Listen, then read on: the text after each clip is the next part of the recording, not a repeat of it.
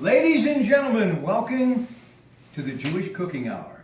Challah is what this is, courtesy of that beautiful woman, Shirley, who happens to be Nan Cohen's mom, her daughter Alyssa, shooting this on the ATT phone. And of course, my number one fan, because I'm her number one fan, Nan's friend Judy is here. Get in close, Alyssa, show this. Smell-o-vision, if you were only here. It's so good. Now, speaking of good, you know, Kate Schneider, the significant other of Brock Schneider, my producer, happens to manage the wonderful Hallmark store up there in Robinson. Well, guess what? They're already thinking, you don't want Christmas, but I've done it before. If you're looking for Hanukkah cards, and you may be wanting to send them a loaf of challah, you can go to that Hallmark store because they have all of your wonderful Hanukkah ornaments as well. And this year I will get a menorah, according to Nan Cohen. And the night we light the first candle in my neighborhood in Monaca, there will be a huge block party. Drinks, Manischewitz on Alan Kaplan. No, on me. Listen, I want to talk more about the journey of this amazing cat that my daughter has, okay. Patch. He doesn't play like my dogs played with me. And I grew up with cats. And I don't remember them being so nimble and so interesting. And maybe because I have a very short attention span, I'm getting older, I find them absolutely incredible to watch. One of the most amazing living creatures I think that has ever walked the earth. What is it that's so fascinating that make cats a great pet? They are. They are a fascinating creature. They, like you said, the agility, the nimbleness, the inquisitiveness of it. I mean, they look in corners and they're looking at something that we don't even see what they're looking at. So maybe it's a third dimension, maybe it's a spirit. I don't know what they're looking at sometimes. But see, no, wait. The other night he was doing this and there was no one there but me. And it was late. And I was thinking all of these spirits because of Halloween. And I dream a lot.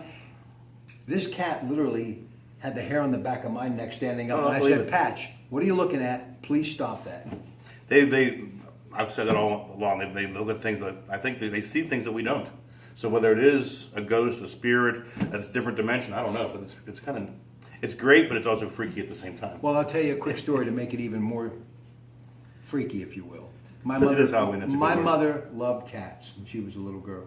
They took in stray cats. Her father was rough and tough, Sicilian, and obviously rough and tough. But he had this thing about animals to the point where one time a cab shows up in front of their house. This is during the Depression where they didn't have a lot of money. So my grandmother goes out to see who it is, and he had actually sent the dog home in a cab that followed him to work. And my grandmother's like, we don't have money for milk, and you're sending a dog home in a cab.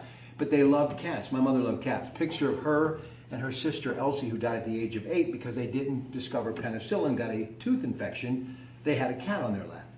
So that night that I'm saying to my cat, what are you looking at? What are you looking at? And I looked up on the refrigerator and he was staring at a picture of my mother. Wow. And just adjacent, in my house, I have a picture of my mother with that cat on her lap. So I was thinking maybe, just maybe. Could be. And my mother always talked about how cats, when you look into their eyes, you can see your soul.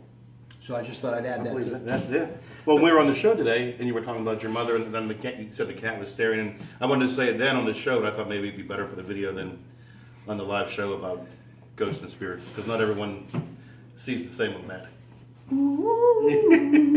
Now listen, if my cat were looking at this shirt, would he see the beautiful multicolors?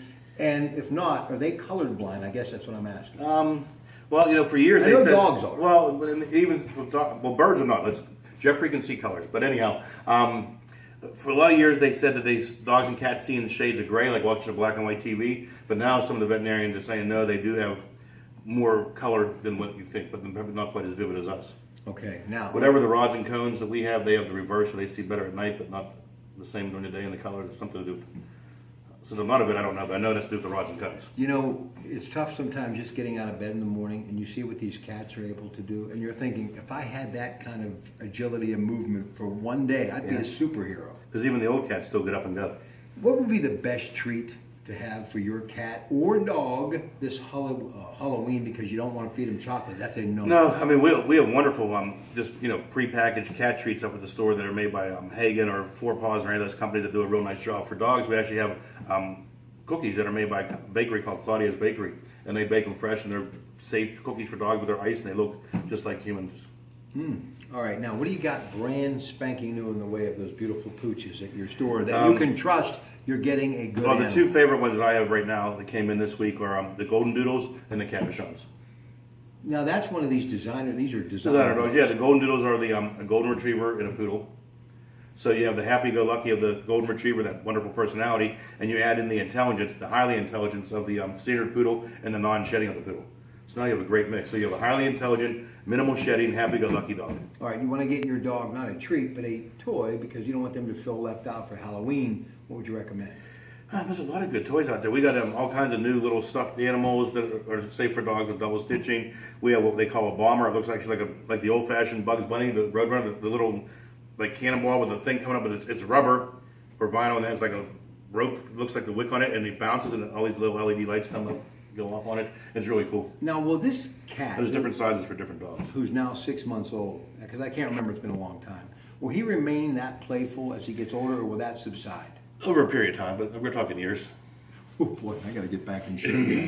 You know what though? They're a lot of fun, They're a lot of fun.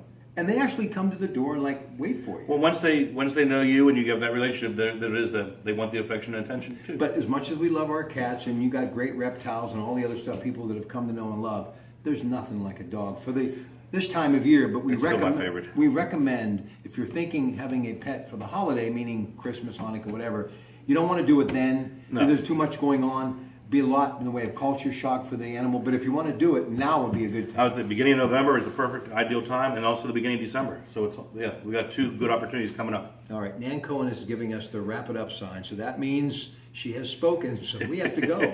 Ladies and gentlemen, have yourself a great rest of the weekend, and we will talk again tomorrow morning, 5 a.m., CBS Radio World Headquarters in Green Tree. Good afternoon.